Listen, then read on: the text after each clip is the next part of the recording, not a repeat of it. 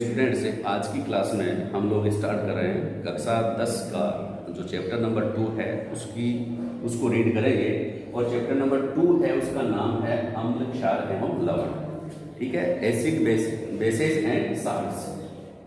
हम घरों में कई प्रकार के खाद्य पदार्थ काम में लेते हैं, जैसे दही है, छाछ है, नींबू है, संतरा है।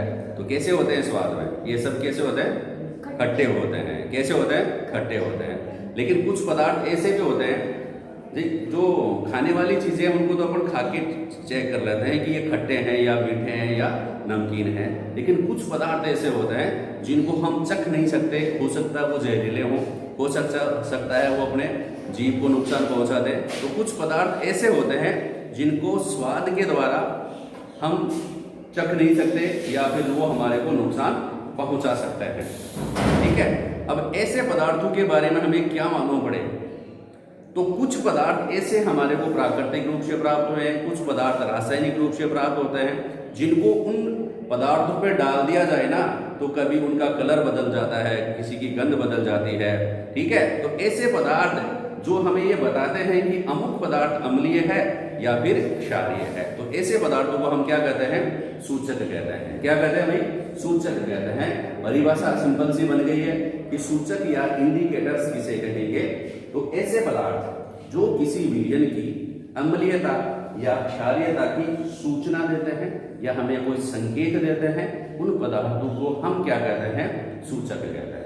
उन पदार्थों को क्या कहते हैं? सूचक कहते हैं। अब सूचक जो होते हैं उनको हम मुख्यतः 3 समूहों में डिवाइड करते हैं।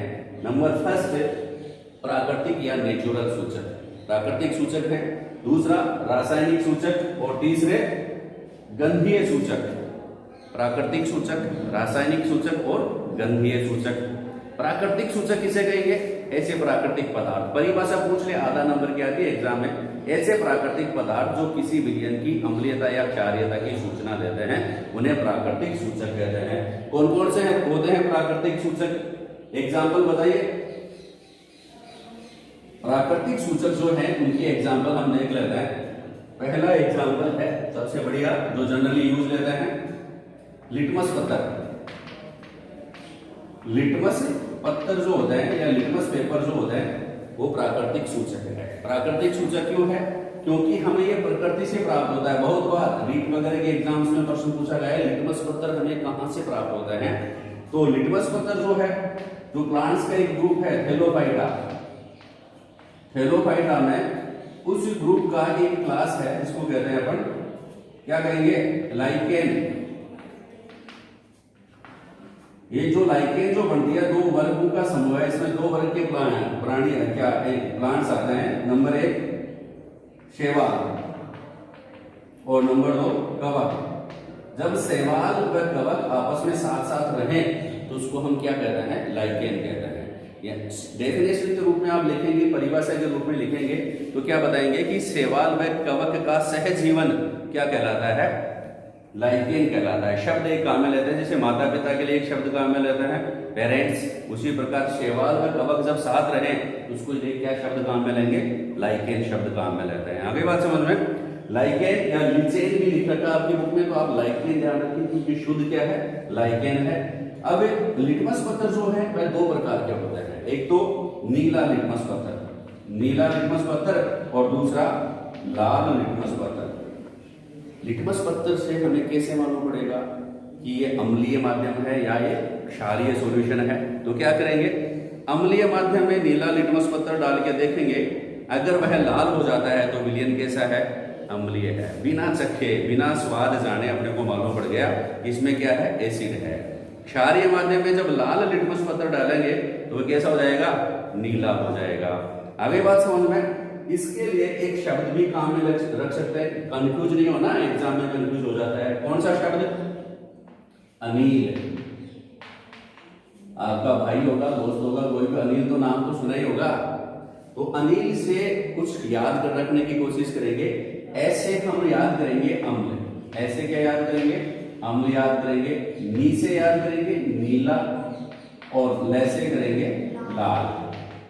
ठीक है, 3 बातें, 2 बातें क्लियर हो रही है ना? क्या कि अम्ल जो होते हैं वो नीले लिटमस को क्या करते हैं? लाल करते हैं। अम्ल क्या करते हैं, नीले लिटमस पत्र को लाल कर दे वह अम्ल होगा, और जो लाल लिटमस को नीला कर दे वह क्या हो जाएगा, क्षार हो जाएगा। तब आपको कंफ्यूज नहीं होगा। ठीक है। और क्या एग्जांपल है प्राकृतिक सूचकों के, हल्दी है, आप खाना खा रहे हैं, सब्जी आपकी शर्ट पे गिर गई, व्हाइट शर्ट की, ठीक है, सब्जी गिर गई, जब आपने उसको साफ करने की कोशिश की साबुन से, तो जो हल्दी जो है ना उसका कलर चेंज हो गया। इसका मतलब ये बताता है वह कि इस साबुन में क्या था, क्षार था। क्या था, क्षार था। तो हल्दी भी क्या है, एक प्राकृतिक सूचक है। हल्दी के अलावा हाइड्रेंजिया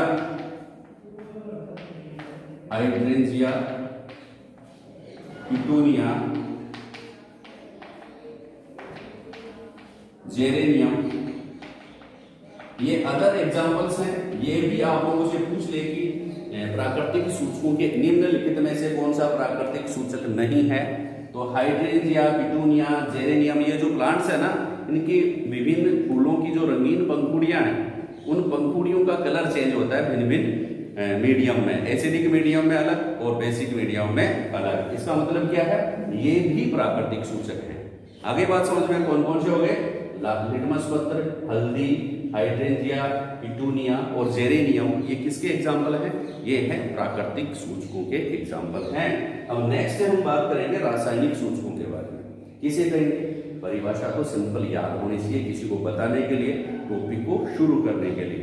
तो रासायनिक सूचक किसे कहेंगे, ऐसे रासायनिक पदार्थ जो किसी विलयन की अम्लीयता के बारे में सूचना दें या क्षारीयता के बारे में सूचना दें, उन पदार्थों को हम क्या कहेंगे, रासायनिक सूचक कहेंगे।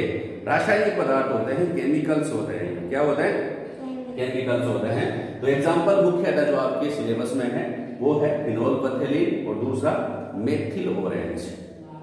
अब ये सूचना किस प्रकार से हमारे को देते हैं कि फिनोल्फथेलीन जो है उसकी कुछ बूंदें ड्रॉपर में ली और किसी सॉल्यूशन में डाली, सॉल्यूशन में डालते हैं, अगर वह सॉल्यूशन एसिडिक है तो यह फिनोल्फथेलीन जो है वो कलरलेस रहेगा। इस प्रकार का रहेगा, कलरलेस का मतलब है कोई रंग नहीं, उसमें रंग नहीं आएगा। अगर कोई रंग नहीं आया उस बीकर में या उस ग्लास में, तो इसका मतलब समझ लेना उसमें किस प्रकार का मीडियम है, एसिडिक मीडियम है।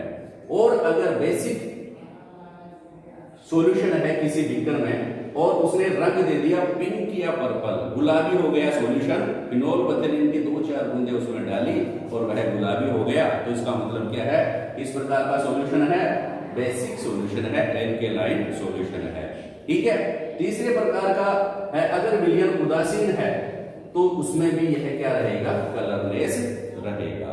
खास बात है, यहाँ पॉइंट जो है नोट करने वाला है कि फिनोल्फथेलीन जो है वो एसिडिक में और न्यूट्रल में कलरलेस रहता है, सिर्फ बेसिक में क्षारीय माध्यम में ही पीले रंग का होता है, पर्पल होता है, याद रखना है इसको। फिर मेथिल ऑरेंज जो होता है वो एसिडिक मीडियम जो होता है उसमें उसका रंग होता है लाल, अम्लीय माध्यम में लाल हो जाता है। कौन, मेथिल ऑरेंज डालेंगे, सॉल्यूशन कैसा हो गया, लाल हो गया। क्षारीय माध्यम जो है उसमें येलो हो जाता है, पीला। और न्यूट्रल या उदासीन जो विलयन है उसमें यह भी पीले रंग का होता है। इसकी खास बात यह है कि मेथिल ऑरेंज जो है वह क्षारीय माध्यम में कैसा रहता है, येलो। आपको पता है पीएच मात्रम में ये क्या होता है, 0 से लेकर के 14 तक होते हैं डिजिट, और 7 पे कोई भी विलयन क्या रहता है, न्यूट्रल रहता है, उदासीन रहता है। ठीक है। अब जैसे ही ये 7 से ज्यादा पीएच हो जाता है, कैसा हो जाता है, बेसिक हो जाता है ना, एल्केलाइन हो जाता है, क्षारीय माध्यम चालू हो जाता है। और सबसे अधिक क्षारीय कब होता है, जब विलयन का पीएच 14 हो। आगे बात समझ में, इसका मतलब क्या है, जब न्यूट्रल कलर रहेगा, उदासीन कलर क्या, उदासीन विलयन रहेगा, उस कंडीशन क्या है, ज्यादा डिफरेंस नहीं है कि भाई यहां से यहां तक जाने में 7 से 7.1 भी हो गया तो वह विलयन तो क्षारीय हो गया, लेकिन कलर में ज्यादा परिवर्तन नहीं रहता है। इसलिए न्यूट्रल कलर में भी या 7.1 से क्षारीय माध्यम से 7 पर भी आएगा ना, तो लगभग यह कैसा रहेगा, येलो ही रहता है, अर्थात इसमें कोई परिवर्तन नहीं होगा, नो चेंज। तो पीला का पीला रहेगा जब क्षारीय माध्यम में रहेगा या फिर न्यूट्रल में रहेगा। ठीक है। नेक्स्ट है गंधीय सूचक, तीसरे प्रकार का, और आपके सिलेबस का अंतिम सूचक है गंधीय सूचक। ठीक है, गंधीय सूचक किसे कहेंगे? डेफिनेशन है, ऐसे कुछ पदार्थ होते हैं जो माध्यम के अकॉर्डिंग अपनी गंध परिवर्तित कर लेते हैं, उनमें अलग अलग प्रकार की स्मेल आने लग जाए, तो गंध आने लग जाए, गंध परिवर्तित कर लें, सूचना मालूम पड़ जाए इसमें कि एसिडिक मीडियम रख दिया, उसमें कोई एसिड डाल दिया तो उसकी गंध बदल जाएगी। ठीक है, और बेसेस डाल दिए यानी कि क्षार डाल दिया या एल्कलाइन कोई सॉल्यूशन डाल दिया तो उसकी गंध बदल जाती है। ऐसे सूचकों को हम क्या कहते हैं? क्या कहते हैं भाई? ऐसे सूचकों को हम कहते हैं गंधीय सूचक। गंधीय सूचकों के उदाहरण कौन कौन से हैं? प्याज है, वनीला है, लौंग का तेल है। ठीक है, इनकी गंध जो होती है भिन्न भिन्न, जो माध्यम जो होते हैं उनमें भिन्न भिन्न होती है। अम्लीय माध्यम में अलग गंध रहेगी, क्षारीय माध्यम में अलग गंध रहेगी। इन गंधीय सूचकों के लिए हम एक क्रियाकलाप करेंगे, लेकिन वो क्रियाकलाप करेंगे हम अगली क्लास में। उस क्रियाकलाप के माध्यम से समझेंगे कि गंधीय सूचक या प्याज की गंध किस माध्यम में किस प्रकार बदलती है। ठीक है, तो पढ़ते रहें, आगे बढ़ते रहें। कुछ समझ में नहीं आ रहा तो क्लास को